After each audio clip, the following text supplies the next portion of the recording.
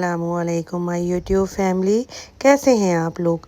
उम्मीद करती हूँ आप लोग खैर खैरियत से होंगे और खुशबाश होंगे।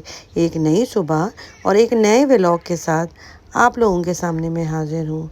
सुबह का नाश्ता बनाने के लिए मैं किचन में आ गई थी और आज बच्चों ने कहा था कि हमें ब्रेड खाना है। तो चूँकि मेरा जो बेटा बीमार था उसको तो मुझे ब्रेड वैसे ही ब्रेड देना था, तो फिर मैंने अपने लिए भी स्लाइस वगैरह टोस्ट कर लिया था और बेटों के लिए भी कर लिया था और साथ में मैंने ऑमलेट बना लिया था। घर में अगर आपका कोई भी फ़र्द बीमार हो जाए तो बस फिर सभी लोग टेंशन में आ जाते हैं और मैं भी इतनी टेंशन में आ गई थी कि बस जल्दी से इसका मलेरिया का जो कोर्स है वो कंप्लीट हो, ताकि वो जो है फिर दोबारा से वैसे ही एनर्जेटिक सा हो जाए। वीडियोस वगैरह तो मैं रोज़ ही शूट कर रही थी, मगर मुझे बिल्कुल भी टाइम नहीं मिल रहा था कि मैं उसे अपलोड कर सकूं। अब जैसे ही मुझे फुर्सत मिली तो फिर मैंने एडिटिंग वगैरह करके उसे अब मैं अपलोड कर रही हूँ। फटाफट से मैं अपना नाश्ता वगैरह रेडी कर लूँगी। बेटे के लिए मैंने एग बॉईल कर लिया था क्योंकि मुझे उसको बॉयल एग देना था।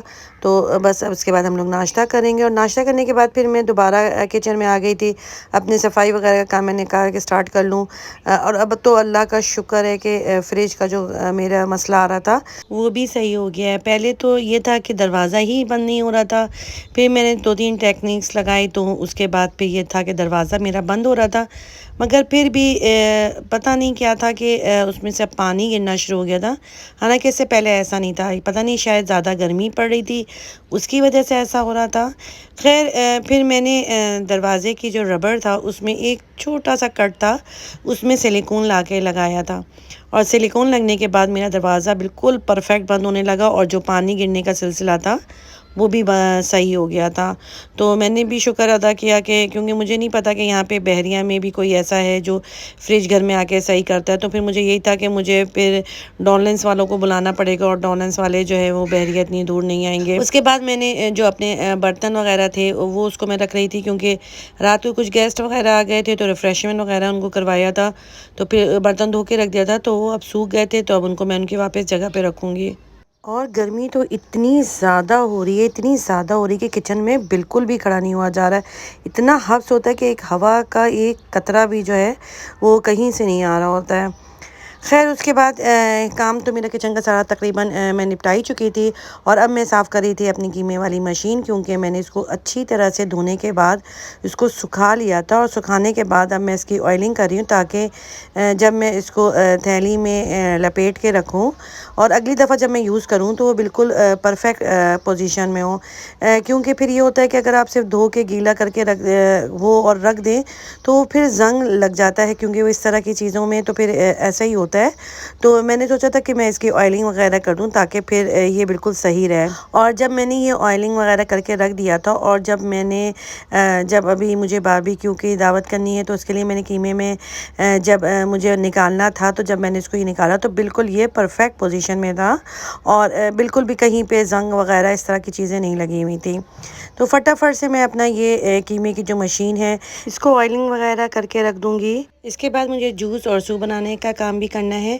कीमे की मशीन मेरी साफ़ हो गई थी, साथ ही मैंने जूसर मशीन वगैरह भी साफ़ करके रख दिया था और अब मैं बाहर ज़रा जाके देखूँगी कि गार्डन का जो है वो क्या हाल हो रहा है, क्योंकि कल माली नहीं आया था और मुझे लग रहा था कि गार्डन जो है काफ़ी गंदा हो रहा है। बस जैसे ही मैं बाहर आई मेड से मैंने कहा कि चलो आओ हम लोग गार्डन में पानी वगैरह दे देते हैं और मैं जो है जगह जब गीली वगैरह हो जाए तो तुम वाइपर कर लेना। तो इतने में मैंने देखा कि गार्डन में काफ़ी सारी जो है वो खज्जी वगैरह जो है वो गिरी हुई थी। हमारे यहाँ बहरिया में सब घरों में ये खजूर का जो है वो दरख्त लगा हुआ होता है और पिछले साल भी ऐसे ही हुआ था कि बहरिया वाले नहीं आए थे, वरना हमेशा बहरिया वाले आते हैं और आके ये काट के ले जाते हैं और अगर लोगों को चाहिए होता है तो वो ले भी लेते हैं और नहीं चाहिए होता है तो वो ले जाते हैं। तो फिर जैसे जब मैं बाहर आई तो देखा मैंने कि माली आ गया है। तो फिर मैंने माली से कहा कि गार्डन जो है वो काफ़ी गंदा हो रहा है और तुम बिल्कुल भी सफाई वगैरह नहीं कर रहे हो।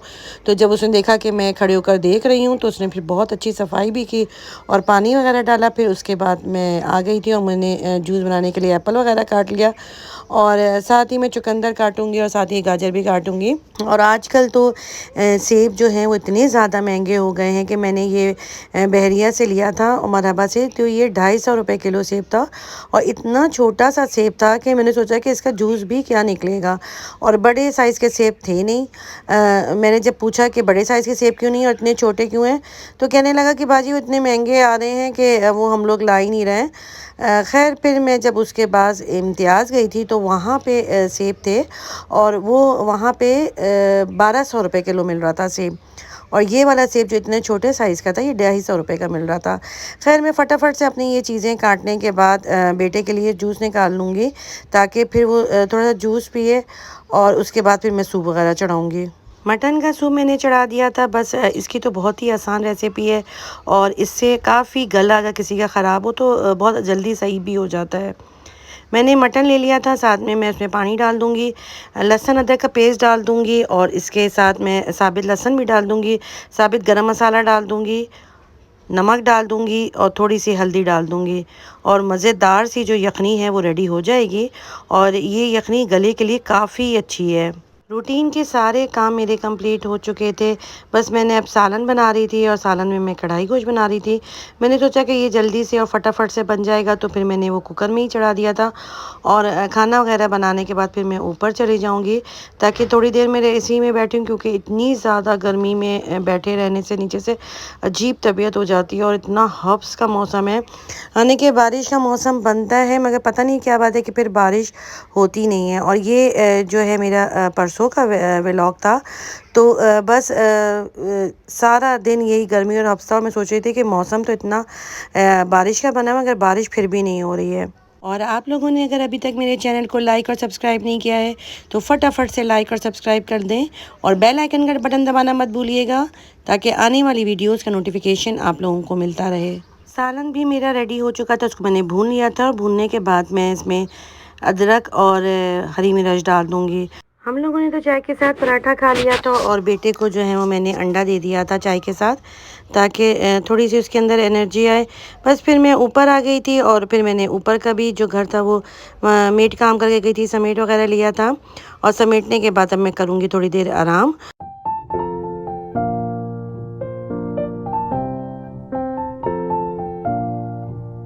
और ये देखें बेबो भी बैठी हुई हैं और बेबो जो है उनका तो पता नहीं क्या हुआ है आजकल, गर्मी की वजह से उसकी भी तबीयत सही नहीं है और वो दिन में वो भी एसी में ही बैठी हुई होती है हमारे साथ ही। और फिर जब हम लोग बाहर आते हैं तो फिर वो हमारे साथ बाहर आती है।